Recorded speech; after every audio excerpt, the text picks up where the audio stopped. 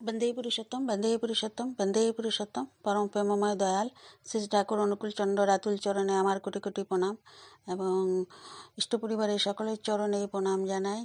ভক্তিমতী মা এবং ইষ্টপ্রাণ দাদা সকলকে আমার আনন্দিত জয়গুরু যথাযোগ্য স্থানে প্রণাম নমস্কার শ্রদ্ধা ভালোবাসা জানাই। তো এখানে আমি ঠাকুরের যে কত দয়া বা এক একজনের উপরে এক এক রকমভাবে শুধরে নেন সেই দুষ্ট বদমাস গুন্ডাদের, তারই এখানে একটি ঘটনা আমি বলছি। আমি ফেসবুকে পেয়েছিলাম। তো বলছেন যে এক দাদা সৎসঙ্গী একদিন জোর করে কাতর কণ্ঠে শ্রী ঠাকুরকে বললেন, বাবা, আমার সন্তান বাঁচছে না হয়ে। পিতৃহৃদয়ে এই ব্যথাতুর আকুলতা বুঝি স্পর্শ করল দয়াল পুরুষের কাছে। সস্নে তিনি তাকে বললেন, তুই রোজ নীল জবা দিয়ে সূর্য পূজা করিস। শুনে সেই দাদা প্রণাম করে চলে গেলেন।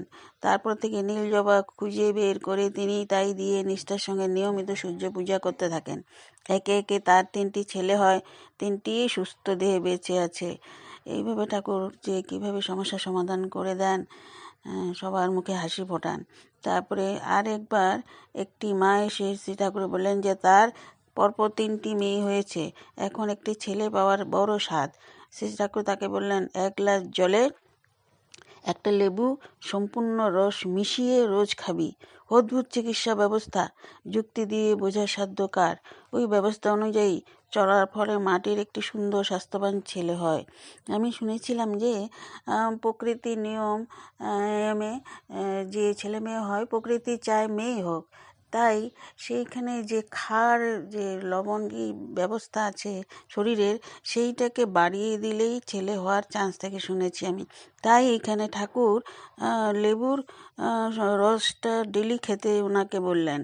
তো ঠাকুরের নারীর পথে একটি বই আছে, সেখানেও আমি দেখেছি সোডি বাই কার্ব, সেটাও কত এরকম করে খেতে বলেছিলেন। আপনারা পারলে নারীর পথে বইটি পড়বেন, সেখানে আছে এই কথাগুলো। এমনই কত ঘটনা ঠাকুর ঘটে চলেছে যখনই ঠাকুর ছিলেন। এখনও বর্তমান আচার্যদেবের কাছেও এমনি সব সমস্যা নিয়ে আসছে, সমাধান হচ্ছে। তো আরেকটি ঘটনা, একদিন সকালে শ্রী ঠাকুর পার্লার গিয়ে দক্ষিণ পূর্ব কোণে চৌকিখানিতে বসেছিলেন। কিছু আগে সম্ভবত সব পাতা প্রণাম শেষ হয়ে গেছে। শান্ত পরিবেশ। কালী ষষ্ঠীর মা, বয়স 70 বছর হবে, প্রণামের পর বাড়ি চলে গিয়েছিলেন। আবার গজগজ করতে করতে ফিরে এসে বসলেন। বলছিলেন তার 3য় পুত্র সুরেশের কথা। পাবনা ভাষায় ঠাকুরকে বললেন, ওই পাগল সুরেশ সাহা, মানে ওর নাম, কি কাণ্ড করেছে। সকালে উঠে বাড়ির লোকগুলোর ঘরে তালা দিয়ে আটকাইয়ে চাবি নিয়ে বাড়াই আসিছে। এতক্ষণ মানুষগুলো কি করবে? তাদের পেচ্ছা পায়খানা আছে, সকালের কাজ আছে। কত করে বুঝাইয়ে বললাম, ও কারো কথা কানেই নেবে না, চাবি পকেটে নিয়ে ঘুরে বেড়াচ্ছে। এখন উপায় কি? ঠাকুর শুনলেন, শান্তভাবে বসে তামাক খাচ্ছেন, কোনো কথা বলছেন না। কালী ষষ্ঠী মা উসখুস করছেন কিছু একটা ব্যবস্থা করতে। ইতিমধ্যে সুরেশ এসে উপস্থিত। শ্রী ঠাকুর তাকে বললেন, এই তুই বলে ঘরের তালা দিয়ে চাবি নিয়ে আইসিস? তো তখন সুরেশ এমনি গরম হয়েছিল, সম্ভবত বাড়িতে গোলমাল হয়েছে।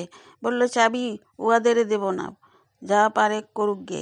কালী ষষ্ঠীর মা অসহায়ের মতো ঠাকুরের মুখের দিকে তাকিয়ে বলে উঠলেন, ওই শোনেন। শ্রী ঠাকুর নীরবে তামাক সেবন করছেন, যেন সাক্ষী স্বরূপ সব দেখছেন। সুরেশদা আপন মনে বক বক করেই চলেছে। শ্রী ঠাকুরের নির্দেশে জ্যোতি আশ্রমের সামনে প্রাঙ্গণে কয়েকটি চেরি গাছ লাগানো হয়েছিল। এখন গাছগুলিতে ফল ধরেছে। ঠাকুর এখান থেকে গাছগুলি বেশ দেখা যায়।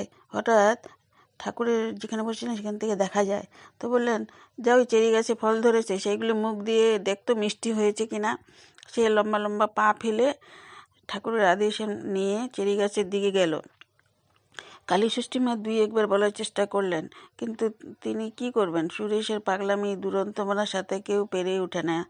তো শ্রী ঠাকুরের চৌমুখে কোনো ভাবান্তর নাই, তিনি অন্যদের সাথে কথায় ব্যস্ত। যে তিনি বাহ্যত মনে হচ্ছে কালী ষষ্ঠীর মার কথারও কোনো আগ্রহ নেই। তো যার বাড়ির ব্যাপার তারাই বুঝবে, এই রকম অবস্থা। কিন্তু মহা চৈতন্যেশ্বর অধীশ্বর তিনি জগৎ সংসারে ক্ষুদ্রতম সারাটিও তার দৃষ্টির বাইরে নেই তা বোঝা গেল। অল্প পরেই কিছুক্ষণ পরে দেখা গেল সুরেশ চেরি ফল খেতে খেতে পার্লারের দিকে আসছে, হাতে আরও কয়েকটা পাকা চেরি ফল। শ্রী ঠাকুর কাছে এসে সানন্দে মাথা নেড়ে বলল, হ্যাঁ মিষ্টি আছে, বলে পকেট থেকে চাবির গোছা বের করে ঠাকুরের সম্মুখে উপবিষ্ট কালীষষ্ঠী মার সামনে ছুঁড়ে ফেলে দিয়ে বলল, এই নে তোর চাবি। তারপর এক পাশে গিয়ে চুপ করে বসলো। কালীষষ্ঠী মা হা হয়ে দেখছিলেন সব ঘটনাগুলো। তো এইরকম এক এক সময় মানে এক একটা মানুষের জন্য এক এক রকম ট্রিটমেন্ট তিনি করতেন। কিসে কি হয়ে গেল, এই চেরিপেল খাইয়েই এরকম হাত পাগলকে ঠিক পথে নিয়ে আসলেন দয়াল ঠাকুর। তো এমন চিকিৎসা তার পক্ষে সম্ভব। তো ভালো থাকুন, সুস্থ থাকুন। তো আরেকটা কথা কি, আমি এর আগে একদিন হরি সাধনদার গল্প ঠাকুরের থেকে ঠাকুরের সাথে সাথে মানে যুক্ত থাকা একজন সৎসঙ্গীর কথা বলেছিলাম, যে ওনাকেও কীভাবে যে ঠাকুর পরিবর্তন করেছিলেন।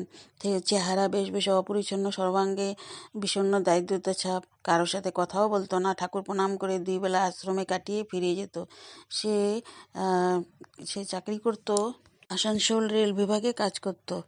তো এবং তখন একদিন ঠাকুরকে বলল যে, বাবা আমি প্রায় মা কালীকে দেখে আমাকে মারতে আসে, তাড়া করে আসে। তো ঠাকুর বলে, এক কাম করিস, মানে একটা ছোট মানে ভাবে কীভাবে যে সমাধান দিয়ে দিলেন ওকে, সেইটাই বলছি। তো ঝুড়ি ভর্তি তরকারি নিয়ে আসবি আমার জন্য। তো এসডিকে ও মাথায় একদিন এই ঝুড়ি ভর্তি নিয়ে আসলেন, বললেন যা বড় মার কাছে দিয়ে আয়। কয়েকদিন আনার পরে বললেন, এখন কি দেখতে পাস? বলল না। তো এইভাবে আমাকে প্রতিদিন তরকারি খাওয়াবি।